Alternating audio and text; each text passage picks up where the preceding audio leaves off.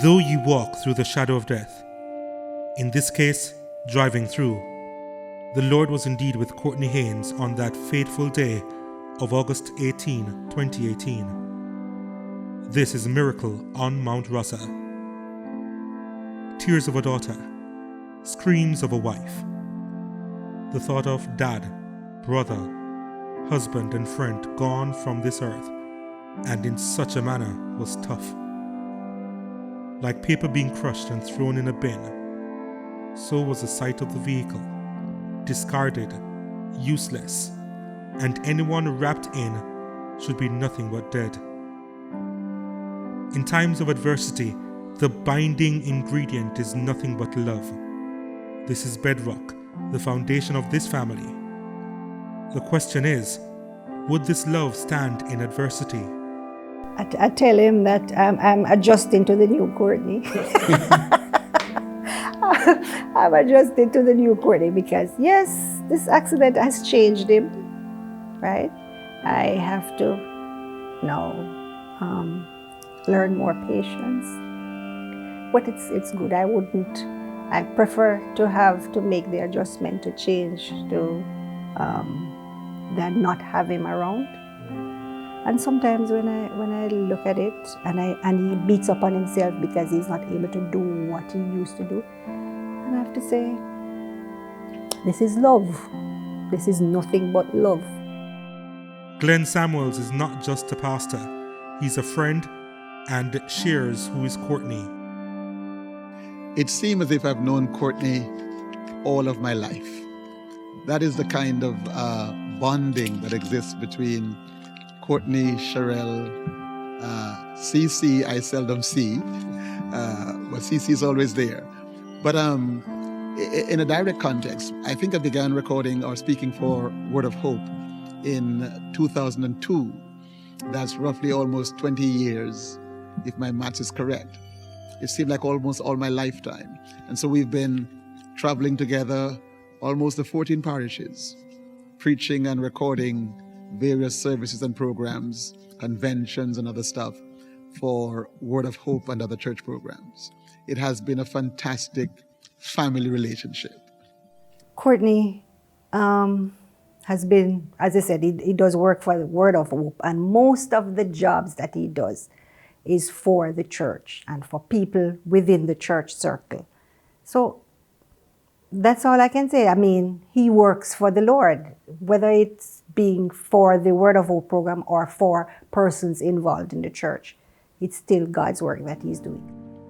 In a modern world where many question the existence of God, a society that relies less on spiritual things and depend more on self, in a jungle where survival is not for the meek and lowly, yet Courtney stands on the motto.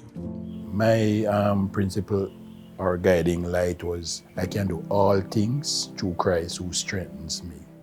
The day started out as any typical day with errands and plans, but a twist was coming. I had planned to visit my mom because my father had died in the April before. So I was planning to visit with her because I usually check up on her like every other week. He was supposed to go and visit his mom, as he had said, but then the day when he was supposed to go, he had to do something for a friend, and so he didn't go.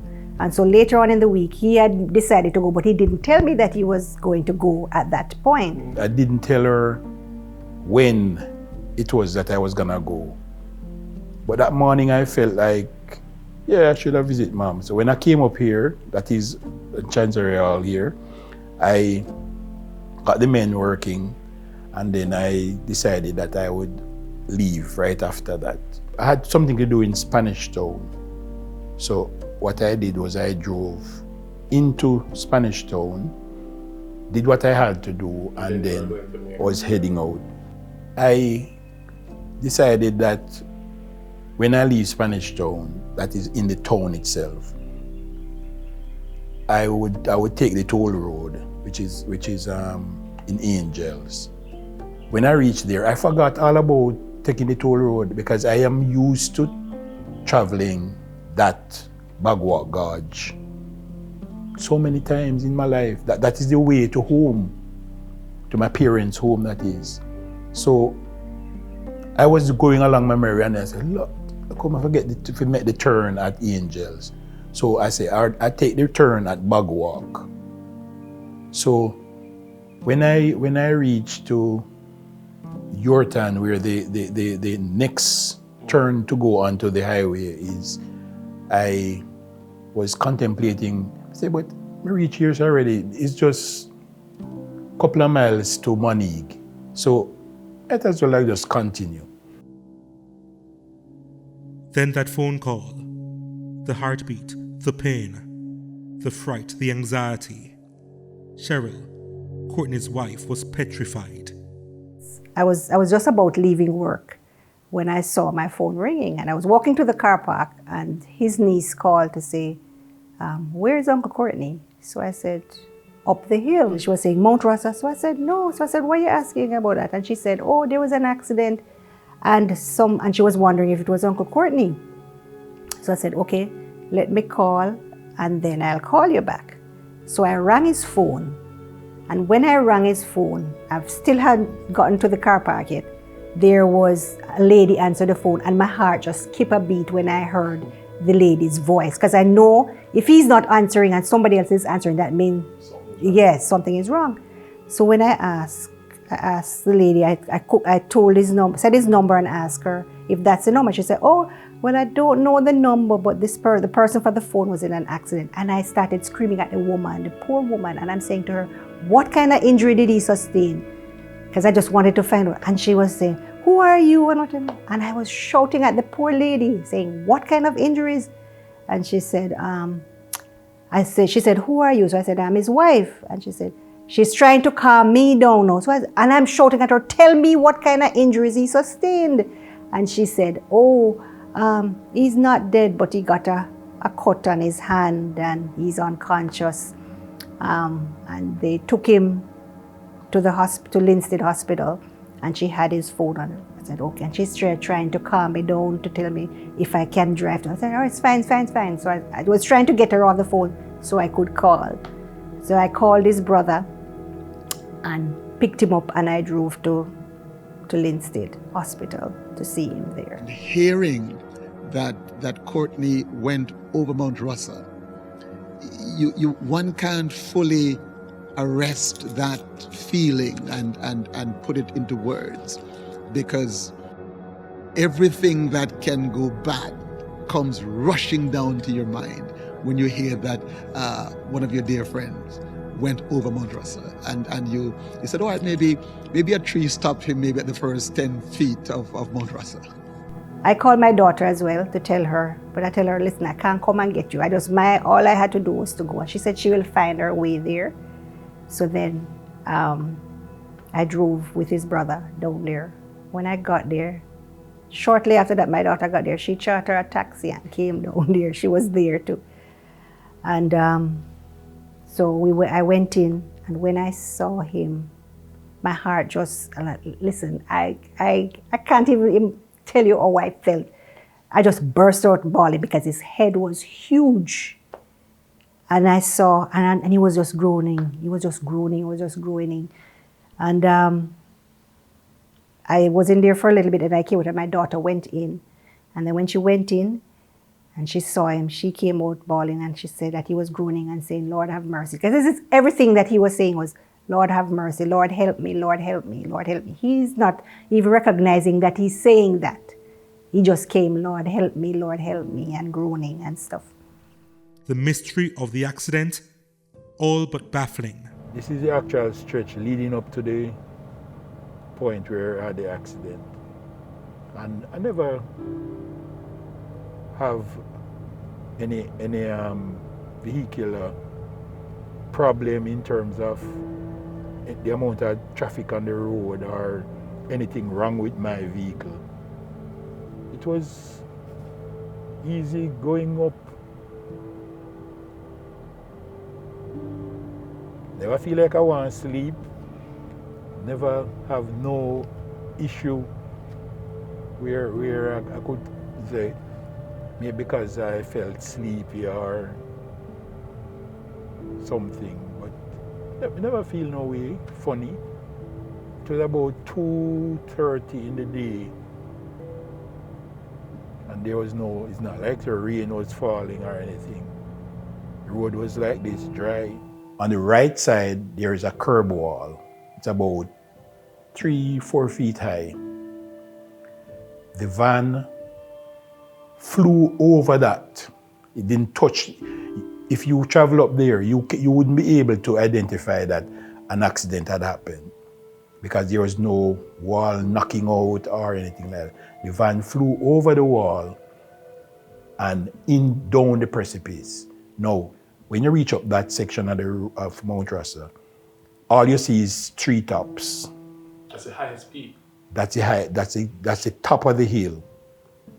And the van flew over there and rolled almost down to where the mud lake is, which is about half a mile or maybe more than that. The next thing I know is waking up in the hospital. That was 5 days after the accident. So you were unconscious for 5 days? Yeah, I was unconscious for 5 days. Not seeing the patient, but just surmising he's probably being kept alive by a ventilator just to alert family members to let them know that, hey, he's here, but we don't think he's gonna have a good outcome.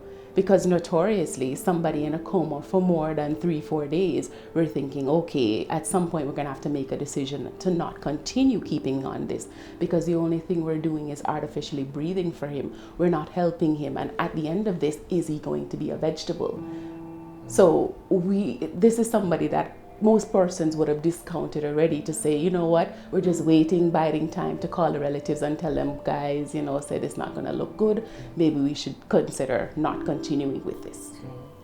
He doesn't remember persons who visited him for those 5 days. And a lot of persons visited him, pastors and friends and stuff. He does not remember that they visited him there.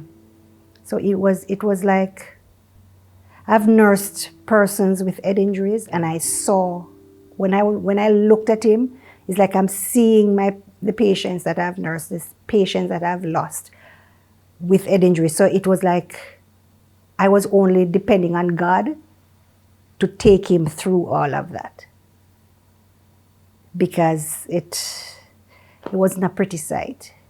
Just by hearing, if I'm speaking on just a strict medical standpoint, we think that this person more or less has a poor prognosis. This is somebody that shouldn't even be alive, based on the fact that he was, 1, in a car accident, 2, over Mount Russell, which is one of the highest points on the island, 3, the car was crushed practically beyond recognition. Even before you get this call, if I was in an emergency room, I'd be thinking, okay, they're bringing in somebody for us just to pronounce them dead.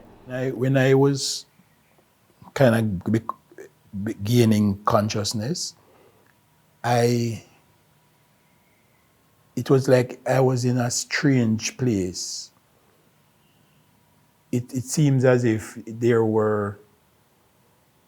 I see these ladies in white, and I was wondering if it is no, like it was like they were setting up some speaker boxes, big boxes, and I was wondering, what am I doing here? Cause I don't go to places like this. And it's like they were having a contest or something like that. But most of the persons who were walking about and tending to others were in white. So I was wondering, what is this? And then one of the ladies came up to me and said, time for your medication. I said, medication? I said, where am I? And she said, the university hospital. I said, hospital? The things we're considering would be, 1, head trauma. So he must have had some kind of damage internally to the brain, where there may have been bleeding, there may have been skull fractures, there could have been damage to his neck and his spine. So there's so many things that could have potentially gone wrong with this person. So many things that could have caused him to lose his life right there, beyond even going over the precipice of Mount Russell. Just being in a regular car accident on any given day of the week, that could have ended poorly for him. If a car go down that hill, that will be hit for him, because trust me, going down is like a couple meters here, at about 200 meters just going down that hill. So if somebody really go down that hill and survive, trust me, they need to take off their hats, their caps, their boot, their everything, and say, God, thank you for saving me. Everybody was in like shock when you had to call. Well, I wasn't calling, I was sending messages because I couldn't really talk to anybody at the time. But when you sent the message and you saw the response that was coming back, everybody was and everybody was praying, because all you can just ask persons to do. Normally when things happen to you, you reach out to your circle and you ask for prayer, and people would call and pray. Pastor was one of those persons who was in constant communication, trying to find out about what is happening. There must have been some amount of faith with relatives, probably even the physician that was on call, to say, you know what, we're going to wait. Because if he survived the accident overall, even on day one of this injury, let's give him a little more time. Let's see what can happen. And if he's from a strong faith family and they're coming and they're praying and they're visiting, those are some of the things that research has shown, that once you have great support from family members and relatives, you tend to have a better outcome in hospital no matter the condition. And you've had persons in terms of overseas, not necessarily here, but persons that have been in comas even longer than that and actually come out. Sure, they're not fully at full capacity, but they come out of those comas and they say clearly, we could hear people praying for us, we could hear the persons talking, we could hear the voices of our relatives and those we love saying, come back to us. The miracle is evident for all to see. When I came to my senses, when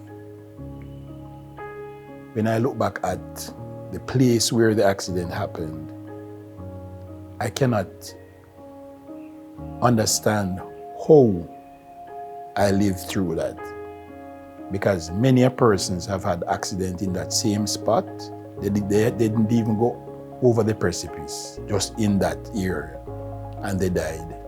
When it happened, I never asked him why it happened. I guess through the entire time, it was just gratitude. I was just grateful that he was alive. I was just grateful. So everything that I was doing at that point was just thanking God. Just thankful, just thankful, just thankful, just thankful. Because I know when I heard about Mount Russell, and then when I saw where he went, because I had gone there before to look, and I saw where he went, and then I saw the pictures that his brother took of the vehicle, and saw him and heard what the doctor said about the broken ribs, and he had a punctured lung, he had blood in it, so they had to drain that. And the good thing about it was that when they did the scan, they didn't see any serious brain injury, right? That was the most important thing. So we just have to wait and allow the Lord to do the healing, right? Yeah. That's a miracle. Only a miracle, I can say. I have no more words to say. That's a miracle for you to survive that ordeal. Thrown off the deadly hills of Mount Russell, landing in the valley of acidic waste, the effects were life-threatening. Since the accident, I'm still experiencing some issues, because my right side is what got most of the damage or most of the battering from the rolling down the precipice. So my right hand is still not as it used to be. Before I couldn't make a fist, but I can make a fist now, but my fingers are still feeling a bit stiff. And I have dizzy spells from time to time. It's only a miracle. That's all I can say. God is good. God is extremely awesome. Because what I saw when I went into that hospital room compared to now, it's a vast difference. He's not back to his is self before the accident. That there's a change. I know that. I see that. But it's all God. That's all I can say. It's all God. If it wasn't for God, then I don't think that he would have even survived that accident. Daniel slept with lions. The Hebrew boys walked in a furnace. And Courtney drove off Mount Russell. What is sure in all three situations? God's miraculous intervention. The song says, I need the prayers of those I love, and God does hear the prayers of a broken and contrite heart. Prayers of intercession were in abundance. I have done funeral services for Cheryl's close relatives. Close relatives. I know the pain, and I couldn't conceive of how Cheryl and Cece could handle. And if somebody were to ask me to break the news of Courtney's going away like that, yes, the issue of trying to come to grips with this matter of your friend just disappearing from life like that. It's not just friend. You see the whole family falling apart. And tears and prayers and pleadings for miracles are all wrapped up. When I saw him first there, I thought maybe, but then I guess trust in God. Yeah, that is the only thing. I thought maybe we might have lost him, but. And somebody will say, boy, you know, if me didn't know me never travel Mount Rasta, if me didn't know me that drive a different direction. But sometimes, you know, I always say destiny. But sometimes destiny is there for us, and no matter which direction you travel, you're going to meet upon it. And therefore, I'm saying, guys, you know, just walk with God wherever you go, because you just never know. To have had this person not only survive the accident, but is actually up and about and almost back to normal life, that is truly a medical, a spiritual miracle in itself. So when I think about it from a spiritual, religious standpoint, this guy must have been doing something good, or God must have wanted him to still be here while he's still alive. Teach me to number my days, so when the roll is called up yonder, I'll be there. In this case, the register was only just open. The master has not called yet. The devil wanted to kill me. Look where he took me. Over the precipice where nobody else who will go over that precipice live. Why did the Lord had his protection? His angels wrapped me up and kept me rolling down that precipice and kept me alive.